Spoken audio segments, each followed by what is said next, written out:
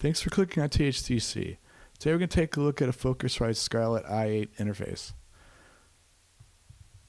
I picked this particular interface up on Refurb. It was listed as factory refurbished, B stock used, whatever that means. I guess it was used by a Focusrite employee. The only issue I have with it, it came without one of the feet on the bottom. So yeah, it's missing one. It's missing one of the 4 feet. I could put my own feet on there, whatever. But it does basically do that. But other than that, on the front, it was unpeeled. It has some sort of unpeeled thing over here. I could peel it off. I'm not sure I'm keeping this, but anyways, let's take a look at it a little further in detail. It looks like moving it around, they screwed up the USB ports, so let's rehook back up to it. And this will probably work. There we go. All right, at 48 kilohertz, it comes up and it'll calm down a little bit after a little sec, and we get a noise floor of around 108 dB. And it looks pretty good. Right now I have nothing on the inputs or the outputs. It's just basically looking at the ADC on how it performs. So let's kick that up to a sampling rate of 96 kilohertz.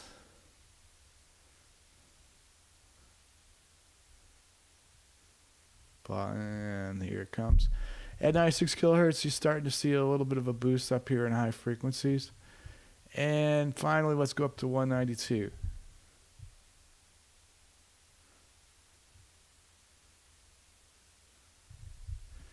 At 192, you see a big boost at the high frequencies over here. This is above human hearing. This is typically caused by clock jitter. The issue basically is for USB audio, it's clock domain crossing. I don't know how to describe that other than the PC insists that it knows what 44.1, or in this case, 192,000 samples is, and the clock inside this Focusrite doesn't quite match that, so it has to convert its clock to what the PC thinks. It's just the way the USB audio interface specification works. I won't really go into that much more detail than that. But this is pretty typically normal. I don't like seeing this kind of stuff. The Motu M4 has a better clock thing. It doesn't use clock jitter to solve the problem, but instead uses some sort of other form of clock that makes it a little bit more stable, so it'll go flat all the way up. So on this particular interface, I was thinking Focusrite was a good brand, and I wouldn't have this sort of an issue. But yeah, I do have this issue. Now it's pretty common in a lot of the interfaces. Like for instance, here's another plot of an interface. This one's a Tascam one I bought a while back, and I returned because it too had this clock issue. I guess most of the audio interfaces have clock issues like this. I got lucky with the Motu M4 apparently. I don't know. I'm not Julian Strauss. I don't have a bunch of audio interfaces to test. So yeah. But from what I've seen and the few I've tested, this kind of stuff is common. But anyways, if at 48 kilohertz, yeah, it's still going to produce this on the output. It's just at 48 kilohertz, it's not there, and we'll test that later. But anyways, right now we're just looking at the ADC. Let's plug in a cable to run DAC straight through the ADC, and we'll just plug in channel 4 input. And we'll also do we'll just do one at a time. And I crashed again. Oops. Yeah, USB cable. That's one good thing about this particular interface. It does work fine with a USB-C to USB-C cable, something that the Motu product has lots of issues dealing with. But anyways, getting back to this particular Scarlett with this sort of a problem. Now, if I unplug the input, you can see it goes back down. But the output, the DAC itself, also has a jitter problem, as you can see. So pretty much anything you output on this thing is going to result in some jitter. Clock jitter, kind of high frequency stuff. Since you can't hear it, maybe you're fine with it. I don't know. It screws up my life, so I don't particularly like this kind of stuff. So we'll throw another cable in from channel 3 to channel 3 here, and we'll take a look at this on a sine wave. So what I'm going to do here is move this down to where we can see the noise floor, and I'll zoom it out a little bit. All right, somewhere around there. I need to zoom out a little more. Okay, so with this particular thing, I can generate a sine wave, and you can see that, it's a sine wave plus the thing. Now I have to admit that we'll kick this up a little bit more, so we'll get the volume all the way up. This preamp does actually really well as far as the analog side. It looks like as far as distortion, so running at 1K, I'll start seeing distortion at 2, 3, 4, 5. You can see that's pretty far down for a signal that's running maybe like minus 10 dB. And even at like minus 3 dB, it's really performing really well. So on the analog side, it's fine. It's just the codec itself has this clock jitter problem. And it's there, so if you had something over here, it's going to be just as loud as your noise. Not that you can hear this, but it does go through all your audio circuitry. If you remember from the beginning, the 96 kilohertz looked fine as far as the ADC only, but when he added the DAC in, you could start to see the noise creep in. So going back to noise floor, you can see the same thing. When you don't have the input plugged in, you only get the ADC noise. It looks like that.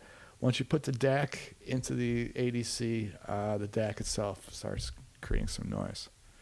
So anyways, that's the sine test and stuff like that. So let's take a look at this on an MLS and just get the frequency response and the impulse response. We'll plug this guy back in. There we go. 96 kilohertz. We'll drop this down a little bit because it will distort a little bit. Those little bit of nubs on the top there is distortion. So we'll kick it down 6 dB. Probably should go to 12, but whatever. But anyways, we're measuring 4.496 milliseconds of latency in this test. Let's move the sampling rate up to 192 kilohertz. At 192 kilohertz, it has a much slower wear off. But yeah, that's fine. The impulse response is quite small. There's only so many samples you can do there. And actually, I like these kind of small impulse responses because it makes the MLS look really nice. You can see how it basically correlates. When you have a longer impulse response, you're basically mixing in this impulse response with the purple waveform, and it creates green. That's just the way the math works. But anyways, so that's what I'm kind of seeing here. So now I guess we should take a look at just the DAC performance. I guess the easiest way to do that is to hook it up to another audio interface. And look, I crashed the thing again. Every time I touch this cable, I need a new USB cable or something. So yeah, I'll leave 4 plugged into 4, and I'll take the output of 3 and plug it into this Mo2 M4 over here in channel 3. And we'll restart this audio interface because it's crashed. Scarlett i6. There we go. And what I'll do here is also run this particular interface at 48 kilohertz, which gives us a nice flat response without any noise or anything like that. And we'll drop the noise, so the noise test. So this is just basically the DAC running on its own, and it looks fine once it settles down a little bit. I put smoothing on here. As I said before, with the loop back on, which is gray, it's up 6 dB because it's measuring both the ADC and the DAC noise because there's this loop back thing here. So now what we're going to do is move over and switch over to the Motu M4 audio interface over here. And this is the loopback channel.